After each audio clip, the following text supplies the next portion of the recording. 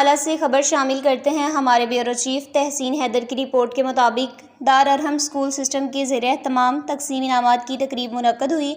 मेज़बानी के फ़राइज़ डायरेक्टर स्कूल डॉक्टर मुस्तफ़ा ने सर अंजाम दिए, जबकि मेहमानाने घरामी Qaiser Abbas Kondal advocate, madam Rubina Zafar advocate, madam Rahat, Mehar Zafar Iqbal, Rana Sabir, फैज़ अहमद फरीदी, राना एजाज़, महर मोहम्मद अकरम और डायरेक्टर बिस्मिल्लाह आर्ट तनवीर रज़ा थे।